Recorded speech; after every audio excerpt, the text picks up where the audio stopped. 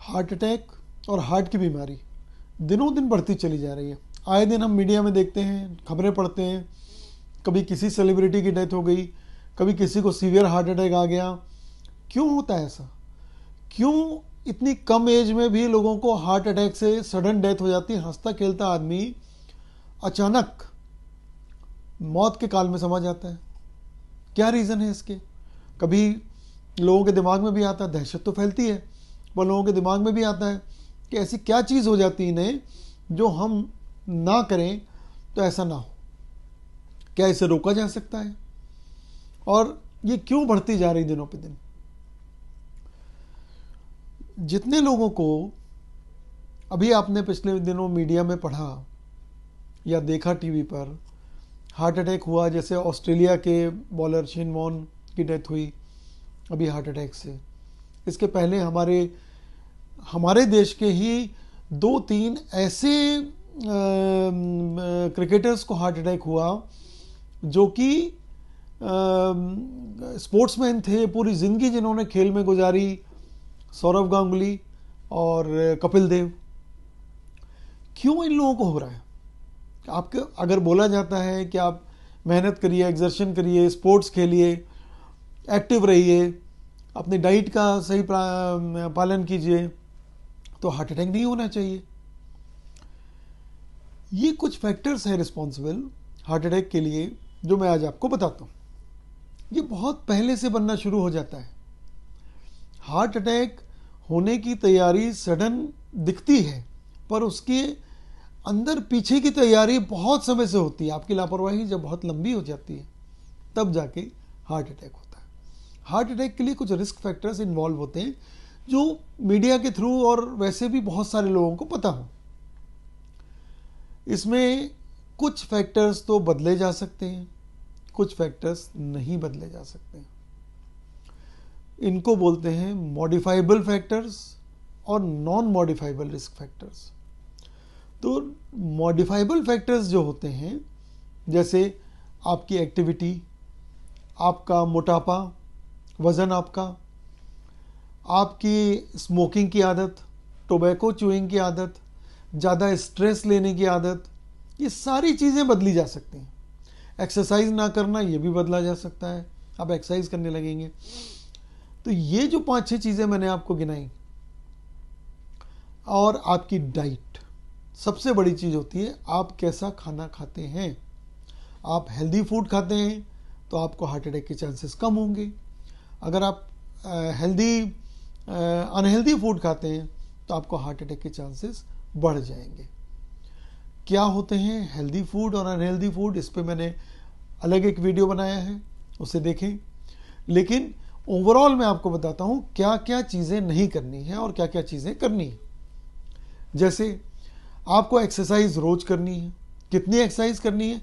Half an hour से 45 minutes की regular walking, brisk walking is sufficient as per the American heart association. इतना काफ़ी होता है। अगर आप इतना कर लेते हैं तो आप अपने हार्ट को काफ़ी हद तक स्वस्थ रख सकते हैं। दूसरा जो है कि स्मोकिंग। मेरे पास जो पेशेंट आते हैं, बहुत सारे उसमें से ऐसे होते हैं टोबैको लेते हैं, स्मोकिंग लेते हैं।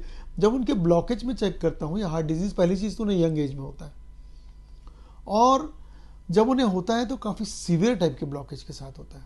स्मोकिंग से तो और भी कई परेशानियाँ होती, कैंसर से लेकर सारी बीमारियाँ। तो स्मोकिंग और टोबैको का सेवन किसी भी तरह से ना करें। इसके बाद आता है वजन ज़्यादा होना। ज़्यादा वजन होना मतलब ये है कि आप अगर ओवरवेट हैं, आपका BMI, बॉडी मास इंडेक्स, जो कि हद से हद 23-24 के आसपास होना चाहिए। अगर आपका 23, 24, 25 से ऊपर है तो आप हार्ट अटैक के लिए रिस्क की कैटेगरी में चले गए। हाई रिस्क पेशेंट होते हैं जो 29-30 के ऊपर के होते हैं, जिनकी जो सरकमफेरेंस है, जिसको कहते हैं सेंट्रल ओबेसिटी, वो ज़्यादा होती है। तो इस तरह से आप इन फैक्टर से दूर रहिए, अपने आप को एक्टिव रखिए, डाइट में हरी सब्जियां ज़्यादा लीजिए, हैवी मील्स कम लीजिए, रिफाइंड फूड्स का ऑयल्स और फूड का उपयोग कम कीजिए, घी थोड़ा सा यूज़ कर सकते हैं, घी का उपयोग करें रिफाइंड ऑयल की जगह। और इस तरह से अपना एक निश्चित फूड पैटर्न बना के, लाइफस्टाइल बना के आप हार्ट की बीमारी से अपने आप को बचा सकते हैं। कैसे पता करें कि आप, अच्छा दूसरा था मॉडिफाइबल रिस्क फैक्टर्स, ये मॉडिफाइबल रिस्क फैक्टर है। दूसरा है non modifiable risk factor. Non modifiable risk factor क्या होते हैं?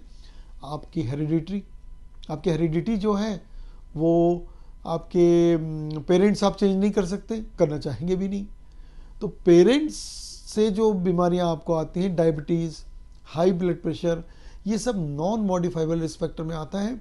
और इसके अलावा हार्ट अटैक की या हार्ट डिजीज़ की हेरिडिटी, तो ये जेनेटिक्स में पे डिपेंड करता है आपके, और ये चीज़ आप मॉडिफाई नहीं कर सकते। तो इसके ऐसे पेशेंट क्या करें, ऐसे लोग क्या करें?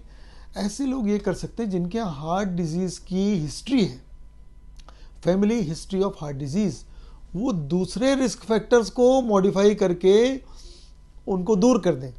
तो स्मोकिंग ना करें, वज़न अपना संतुलित रखें, डाइट अच्छी लें, स्ट्रेस ना लें, रेगुलर एक्सरसाइज करें। ऐसे लोग अगर दूसरे रिस्क फैक्टर को दूर रखेंगे और रेगुलर टेस्ट कराते रहें, रेगुलर चेकअप जो होता है वो बहुत ज़रूरी है इनके लिए।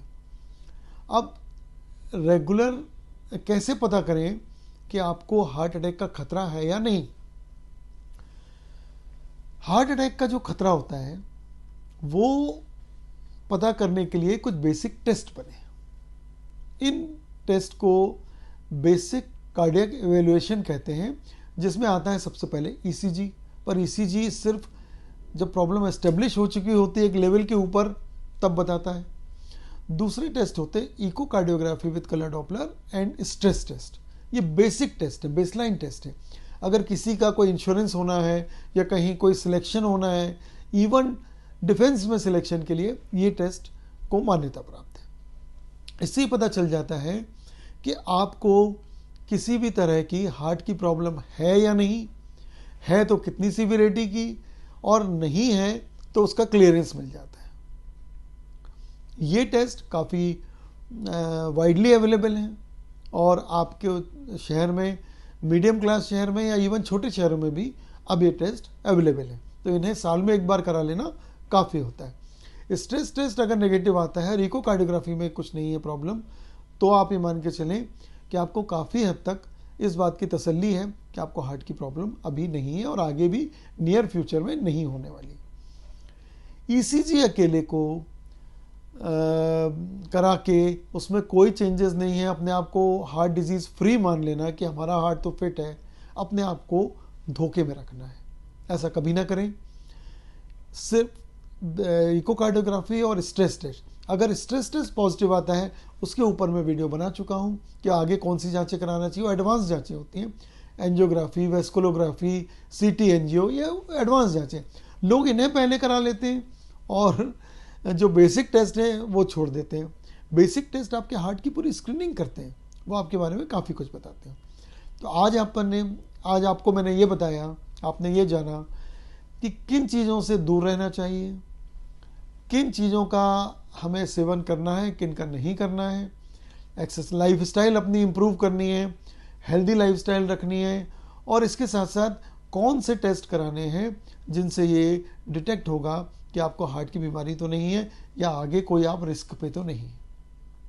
इसके बाद आगे हम फिर बातें करेंगे, अपने और डिटेल्स में इसमें जाएंगे, हार्ट डिजीज़ और हार्ट डिजीज़ के प्रिवेंशन के लिए और क्या क्या हमें रेमेडीज़ अपनानी चाहिए। नमस्कार।